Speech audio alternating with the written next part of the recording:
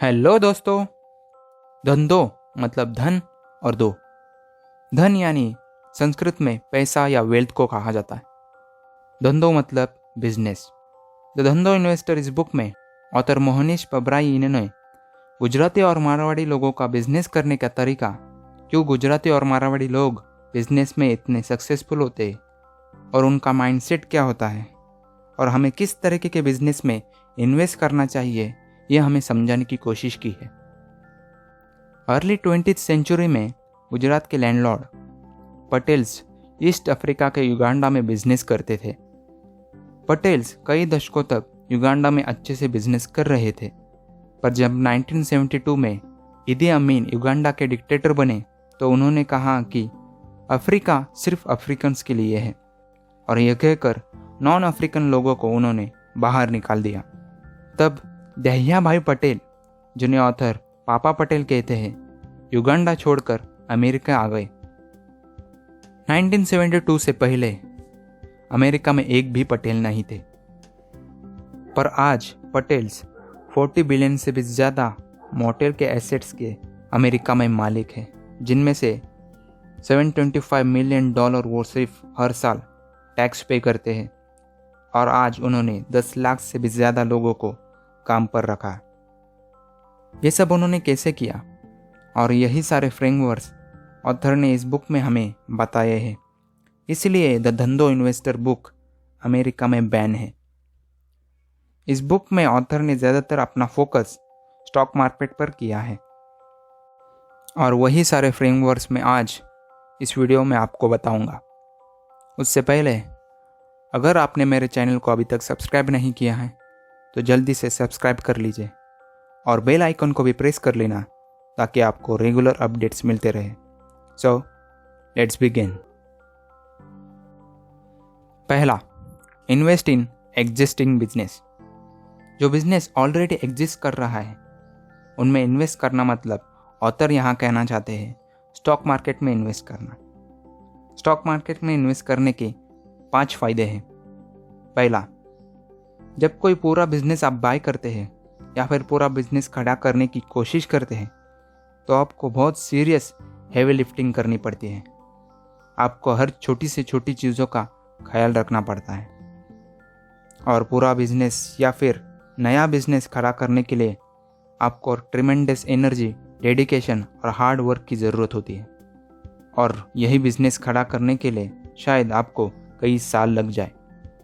वहीं अगर आप ऑलरेडी एग्जिस्ट कर रहे बिजनेस में इन्वेस्ट किया तो आपको कुछ करने की ज़रूरत नहीं होती।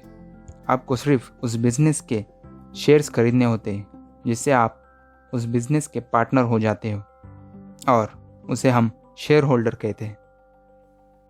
दूसरा, जब आप किसी स्टॉक में इन्वेस्ट करते हो तब आपके पास उसकी ओनरशिप होती है। वो चाहे 0.00001% ही क्यों ना हो, लेकिन आप उस कंपनी के मालिक होते हो। पर यहाँ पर एडवांटेज ये है कि आपको उस कंपनी के किसी भी एम्प्लॉय को या फिर स्टाफ को सैलरी देने की ज़रूरत नहीं होती।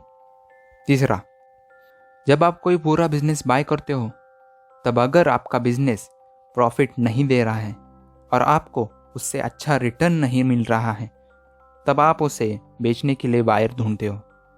मान लीजिए आपने किसी होटल को खरीद लिया, पर वो होटल आपको अच्छा रिटर्न नहीं दे रहा है, तब आप उस होटल को बेचने के लिए बायर ढूंढते हो।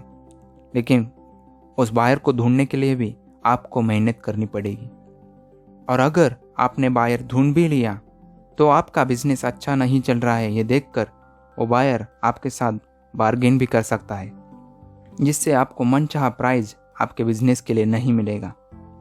लेकिन स्टॉक में ऐसा नहीं होता, बल्कि आप स्टॉक को जब चाहे तब किसी को भी करंट प्राइस पर या फिर कोई स्पेसिफिक प्राइस पर रखकर उसे बेच सकते हो। 4, पूरा बिजनेस बाय करने के लिए, जैसे कि हमारा एग्जाम्पल था होटल का, वो चाहे छोटा ही क्यों ना हो, उसे बाय करने के लिए आपके पास उतना पैसा होना ज़रूरी है, तभी आप उसे बाय कर पाओगे। वही स्टॉक आपके पॉकेट में जितना पैसा है उतना पैसों से आप खरीद सकते हो, वो चाहे 500 रुपये हो या फिर 10,000। 5, बस इंडियन स्टॉक मार्केट में ही 6000 से भी ज़्यादा कंपनीज रोज ट्रेड करते हैं, जिनमें से आप एक क्लिक कर कोई भी कंपनी बेच सकते हो या फिर खरीद सकते हो और किसी भी कंपनी में इन्वेस्ट कर सकते हो। Number 2, invest in simple business. ऐसे बिजनेस में इन्वेस्ट करो जो काफ़ी सिंपल हो और आपको अच्छी तरीके से समझ में आए। पीटर लिंच, जो आज तक के मोस्ट सक्सेसफुल फंड मैनेजर है, उनका एक फेमस कोट है, ऐसे सिंपल बिजनेस में इन्वेस्ट करो जिसे कोई इडियट भी चला सकता है, क्योंकि आज नहीं तो कल शायद उसे कोई इडियट भी चला सकता है। हमें कोई भी ऐसी कंपनी या बिजनेस में इन्वेस्ट नहीं करना है जो काफ़ी कॉम्प्लिकेटेड हो, रॉकेट साइंस की तरह।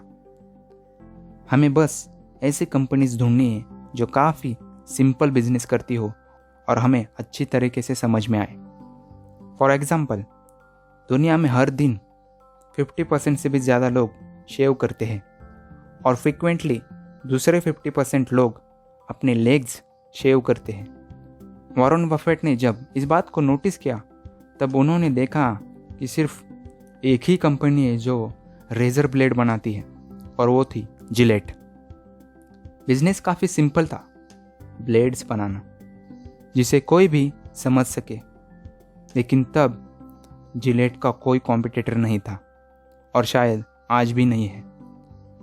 1980s और 90s में जिलेट का रिटर्न ऑन इक्विटी 25% से भी ज़्यादा था और कुछ सालों में तो वो 40% से भी ज़्यादा चला गया था। 1987 से 1997 तक जिलेट का पर शेयर अर्निंग 19% एनुअल रेट से बढ़ रहा था। रिटर्न ऑन इक्विटी क्या होता है, पर शेयर अर्निंग क्या होता है, इसके बारे में अलग से मैं वीडियोस बनाऊंगा। वॉरेन बफेट ने इसी सिंपल बिजनेस को पहचाना और जिलेट में इन्वेस्ट किया। वॉरेन बफेट ने जिलेट में से बहुत अच्छा रिटर्न लिया है। जिलेट अभी और आगे निकल चुका है। वो शेविंग क्रीम से लेकर सारे ग्रूमिंग प्रोडक्ट्स को बनाना शुरू कर चुका है। तीसरा, invest in distress business in distress industries. किसी भी कंपनी की हालत तब खराब होती है जब कोई सिचुएशन स्टॉक मार्केट को अफेक्ट करता है। तब बिजनेस ही नहीं, सारी इंडस्ट्री डिस्ट्रेस सिचुएशन में आ जाती है। फॉर एग्जाम्पल, 9/11 का अटैक हो या फिर 26/11 का अटैक हो या फिर 2007 का रियल एस्टेट बबल हो या फिर 2020 का कोविड-19 पेंडेमिक। ऐसे सिचुएशन में स्टॉक मार्केट में सभी इंडस्ट्रीज के सभी स्टॉक्स डिस्काउंटेड प्राइस में मिलते हैं और ऐसी सिचुएशन में इन्वेस्ट करने के बाद आपको अच्छा रिटर्न मिल सकता है। मार्च 2020 में पेंडेमिक के कारण पूरा मार्केट डाउन था। तब आलोक इंडस्ट्रीज का शेयर ₹1 तक जा चुका था और वही जनवरी 2021 में वही आलोक इंडस्ट्रीज का शेयर ₹31 तक आ चुका था। मतलब सिर्फ 10 मंथ्स में 30 बैगर। जिस किसी ने आलोक इंडस्ट्रीज को तब खरीदा होगा उन्हें अच्छा रिटर्न मिला होगा। डिस्ट्रेस बिजनेस को आप बहुत तरीके से पहचान सकते हो। 1, जब आप डेली बिजनेस हेडलाइन पढ़ोगे तब आपको दिखेगा कि बहुत सारी कंपनीज के बारे में डेली नेगेटिव न्यूज़ आते हैं, जिस कारण उस कंपनी के शेयर प्राइस में इफेक्ट आता है। For example, recently Adani industries के बारे में ये न्यूज़ आई थी कि उसके 70,000 करोड़ के शेयर फ्रीज कर दिए हैं। इस न्यूज़ के कारण पूरे अदानी स्टॉक में भारी गिरावट आई, यानी वो डिस्काउंटेड प्राइस में मिल रहा था। लेकिन बाद में अदानी ने यह क्लियर कर दिया कि ऐसा कुछ भी नहीं हुआ है। Second, screeners. इंटरनेट पर बहुत सारे स्क्रीनर्स हैं जिससे आप कंपनी के वीकली, मंथली या फिर क्वार्टरली परफॉर्मेंस देख सकते हैं। उन स्क्रीनर्स पर आपको दिखेगा कि कौन से स्टॉक डिस्काउंटेड प्राइस में है या फिर उनकी इंट्रिंसिक वैल्यू से कम प्राइस पर मिल रहे हैं। हो सकता है सभी स्टॉक उनके इंट्रिंसिक वैल्यू से कम में ना हो, लेकिन जिनका PE 3, 5, 7 तक है उन्हें आपको ज़रूर नोटिस करना ही होगा। तो धंधो इन्वेस्टर इस बुक में बहुत सारे धंधो फ्रेमवर्क ऑथर मोहनीश पबराई इन्होंने बताए हैं, जिनमें से 3 मैंने अभी एक्सप्लेन किए हैं। अगर आप भी ये बुक खरीदना चाहते हैं तो डिस्क्रिप्शन में मैंने लिंक दिया है, आप अमेज़ॉन से जाकर खरीद सकते हैं। और अगर आपको ये वीडियो पसंद आया हो तो प्लीज़ वीडियो को लाइक कर दीजिए और इस वीडियो को मैक्सिमम शेयर भी कर देना। और अगर मेरा कंटेंट आपको पसंद आया हो तो प्लीज़ चैनल को सब्सक्राइब ज़रूर कर लेना। Thank you so much for watching this video. I love you all.